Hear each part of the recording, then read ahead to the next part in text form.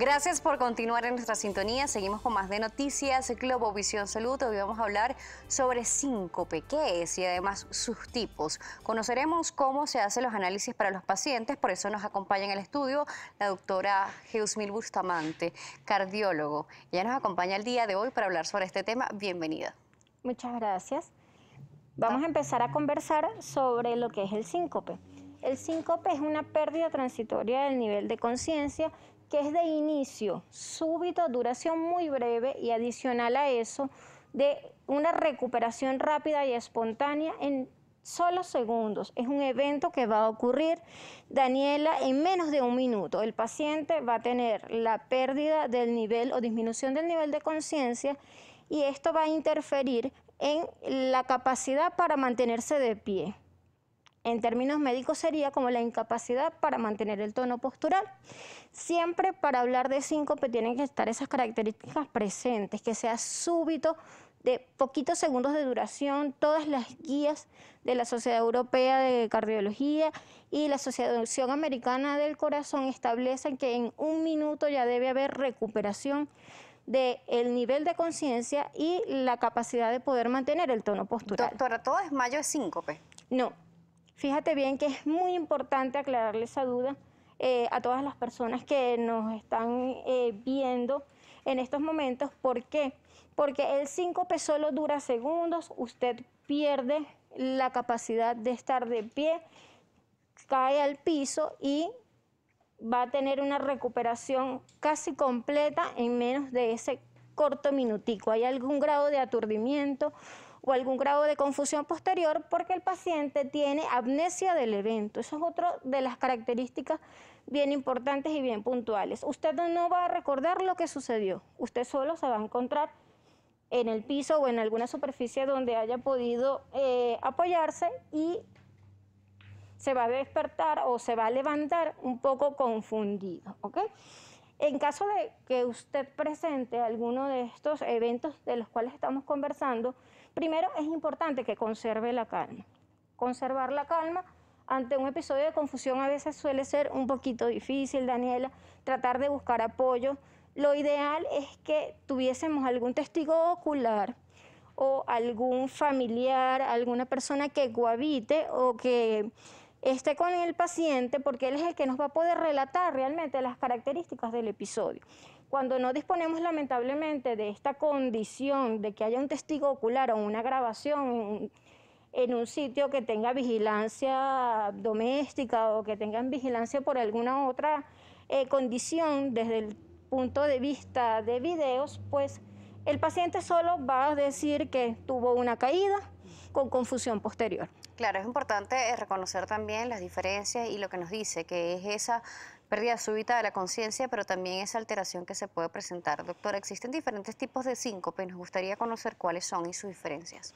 Tenemos tres grupos grandes de síncopes: el vasovagal, que estábamos comentando inicialmente, que es aquel neuromediado y el que tiene mayor benignidad o menor repercusión fisiopatológica en los pacientes. Adicional a ese también tenemos los síncopes que están en relación a la hipotensión ortostática, que ya vamos a definir lo que es para que nos vayamos familiarizando con los términos, y el síncope cardíaco o cardiogénico conocido, de los cuales, de estos tres grandes grupos, el síncope cardíaco es quizás el más delicado porque incluye un pronóstico que es variable, pero que generalmente amerita una intervención por parte de un equipo o unidad de cardiología que se apoye con no solo estudios no invasivos, sino con algunos otros estudios como los electrofisiológicos o los cateterismos cardíacos que llevan a cabo los cardiólogos intervencionistas.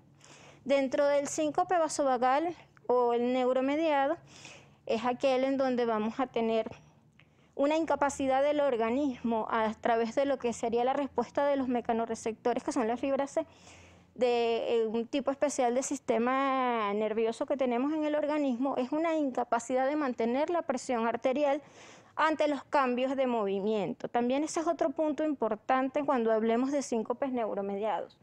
Ellos se van a presentar ante cambios de posición de un paciente en posición horizontal o acostado, a una posición de pie o bipedestación. Por ejemplo, tenemos imágenes con nosotros acá en el estudio, imágenes referenciales de una persona que se ha desmayado, que ha caído y se presume que es síncope. Si estamos cerca de esta persona, ¿cómo debe ser el abordaje? ¿Qué debemos hacer y qué debemos evitar? ¿Qué debemos hacer? Siempre debemos asegurarnos que el paciente esté respirando.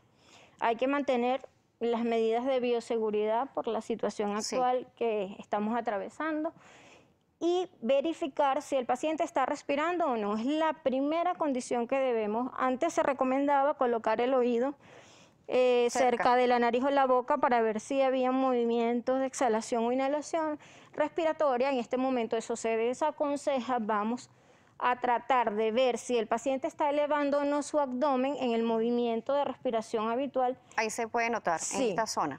En los movimientos respiratorios de los músculos accesorios abdominales. Vamos a tomar el pulso. El pulso idealmente tenemos muchas áreas o zonas donde lo podemos determinar.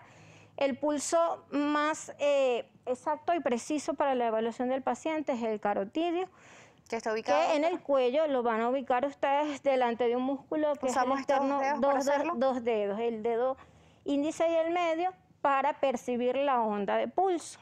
También lo pueden buscar a nivel de los brazos y a nivel de la muñeca, que sería quizás el más fácil para personas que no manejen, digamos, situaciones de reanimación cardiopulmonar, RCP o términos médicos o sanitarios como tal. Entonces, ver si el paciente respira y si tiene pulso es lo primero ante un desmayo. Si esta persona se cayó de lado, de frente, ¿tenemos que colocarla en alguna posición específica?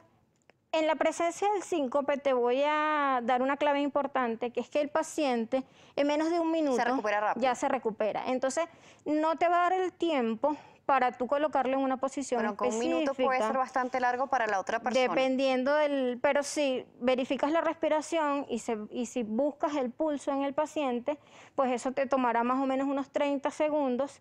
Siempre le digo a mis pacientes y a sus familiares eso. Esto es como cuando se interrumpe el servicio eléctrico, como cuando hay falla de energía que va y vuelve. Exactamente igual. Si tenemos una situación o alguna condición en donde permanece el estatus de la pérdida de la conciencia durante más de un minuto, pues necesitamos colocar al paciente en una posición de seguridad donde haya una adecuada ventilación, asegurarnos que la vía aérea esté despejada, siempre manteniendo las medidas de bioseguridad y buscar ayuda inmediatamente. ¿Por qué? Porque hay otras condiciones desde el punto de vista neurológico que no son síncopes, que son las convulsiones, que pueden ser tónico-clónicas generalizadas y van a afectar al paciente. No es el tema quizás de nuestra conversación. Y tienen también unas características diferenciales. Vamos a verlo en la próxima parte. Nos toca hacer una pausa. Seguiremos hablando sobre el síncope, las diferencias y también con qué se puede confundir, porque nos puede pasar. Cómo ayudar a la persona y qué pasa si realmente nosotros lo sufrimos, aunque nos dice que tenemos ese periodo en donde nos sentimos aturdidos. Entonces, cómo calmarnos y seguir adelante para recuperarnos de un síncope. Seguiremos hablando con la doctora Juzmil Bustamante. Ella es cardiólogo. Estamos hablando de síncopes y sus tipos. Recuerden nuestras redes, @salud_gb, @Daniela J. Salas. Juzmil Bustamante nos seguirá acompañando, así que no se aparte de la programación.